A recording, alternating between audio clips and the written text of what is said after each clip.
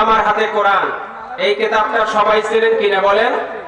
আমার হাতে কোরআন। এই কোরআন বিএনপি যারা আছে তাদের ধর্মীয় গ্রন্থ। এই কোরআনুল কারীম আওয়ামী লীগ যারা আছে মুসলিম তাদেরও ধর্মীয় গ্রন্থ। এই কোরআনুল কারীম জাতীয় পার্টি যারা আছে তাদেরও ধর্মীয় গ্রন্থ। এই কোরআনুল কারীম জামাত ইসলাম খেলাফত মজলিস চরমোনাই যারা আছেন তাদেরও ধর্মীয় গ্রন্থ। অর্থাৎ দল মত নির্বিশেষে যত মুসলিম সকলের এই ধর্মীয় গ্রন্থ আছে কোরআনুল কারীম। কথা বলেন ঠিক কিনা? সেই কোরআনুল কারীম থেকে আমরা কথা শুনবো ইনশাআল্লাহ। সম্মানিত হাজিরিন, আল্লাহ রাব্বুল আলামিন মহাগ্রন্থ কোরআনুল কারীমের শুরুতেই এমন সুন্দর একটি বাক্য তিনি প্রকাশ করেছেন। আল্লাহ রাব্বুল আলামিন পৃথিবীর সমস্ত মানুষদেরকে অবাক করে দিয়েছেন।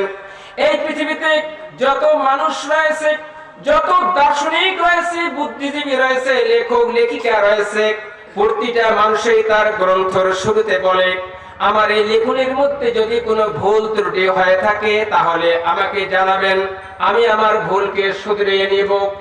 কিন্তু আল্লাহ রাব্বুল আলামিন মহাগ্রন্থ আল কোরআনুল কারীমের মধ্যে কত সুন্দরভাবে তিনি বলে দিয়েছেন, যালিকাল কিতাবু লা রাইবা ফীহি হুদাল লিল মুত্তাকিন।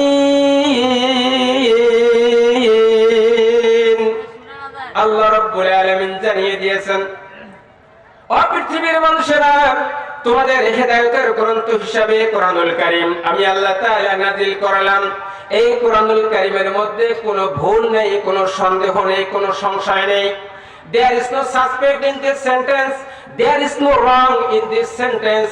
There is no mistake in this books. এই কোরআনের মধ্যে কোনো ভুল নাই, কোনো ত্রুটি নাই। চিৎকার মেরে বলতে হবে সুবহানাল্লাহ।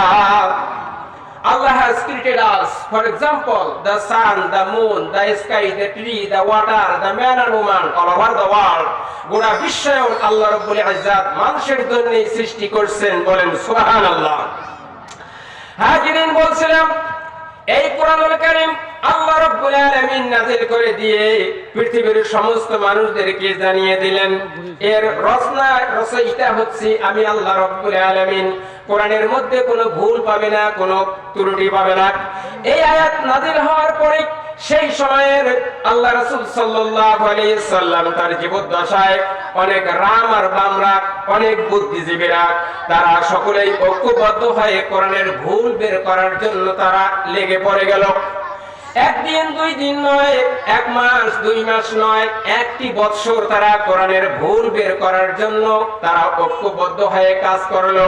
আল্লাহ রাব্বুল আলামিন বলেন, ওয়া ইন কুনতুম ফি রাইবিন মিম্মা নাযালনা আলা আবদিনা। ও পৃথিবীর মানুষেরা, তোমরা ঐক্যবদ্ধ হয়ে আমার কোরআন রিসার্চ করো, গবেষণা করো, অ্যানালাইসিস করো, থিসিস করো। দেখো কোরআন থেকে তোমরা কোনো ভুল বের করতে পারো কিনা। তোমরা আজীবন কোরআন গবেষণা করবে, তারপরেও কোরআন থেকে কোনো ভুল বের করতে পারবে না। চিৎকার করে বলেন সুবহানাল্লাহ। এই কোরআন নাযিল হওয়ার পর থেকে আজ 2025 সাল পর্যন্ত যত মানুষ কোরআনের ভুল ব্যাখ্যা বের করার জন্য যত মানুষ এর পিছনে ছুটছে, প্রতিটা মানুষ কোরআন গবেষণা করে করে ঈমান পেয়েছে। যত হিন্দু, বৌদ্ধ, ইহুদি, নাসারা, হিন্দুরা যারা এই কোরআনের পিছনে লেগে কোরআনকে গবেষণা করেছে, থিসিস করেছে, অ্যানালাইসিস করেছে, কোরআন থেকে তো বরং কোনো ভুল বের করতেই পারে নাই। অনেক হিন্দু ইসলাম ধর্ম গ্রহণ করে মুসলমান হয়েছে। কথা বলেন ঠিক কিনা?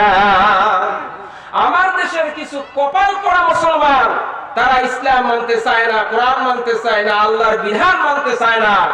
সেই সময় আল্লাহ রাসূল সাল্লাল্লাহু আলাইহি সাল্লামের যুগে দার্শনিকেরা, কাফের পণ্ডিতগণ কোরআন একটি বছর গবেষণা করে যখন কোনো ভুল বের করতে পারলো না, তখন তারা বলল, হাযা লাইসা হাযা মিন কালামিল বাশার। এইরকম মহাগ্রন্থ কোরআনুল কারীম মানুষের পক্ষে রচনা করা সম্ভব নয়। আরবের পণ্ডিতগণ, বুদ্ধিজীবীরা এই কোরআনকে সার্টিফিকেট দিয়েছে, মানুষের পক্ষে কোরআন রচনা করা সম্ভব নয়। বর্তমান সময়ে রাম আর কোরআনের রীতিনীতি মানতে চায় না, কোরআনের আইন মানতে চায় না। এখনো তারা কোরআনের ভুল বের করার জন্য মাঠে নেমে আছে। কোরআনুল কারীমটা শুরু থেকে শেষ পর্যন্ত যত বক্তব্য দরকার সমস্ত বক্তব্য দিয়ে আল্লাহ তাআলা কোরআনটা নাযিল করেছেন। রব্বুল আলামিন কত সুন্দর করে বলে দিয়েছেন সূরাতুন নাহাল আয়াত নম্বর 89। রব্বুল আলামিন বলেন, وَنَزَّلْنَا عَلَيْكَ الْكِتَابَ تِبْيَانًا لِكُلِّ شَيْءٍ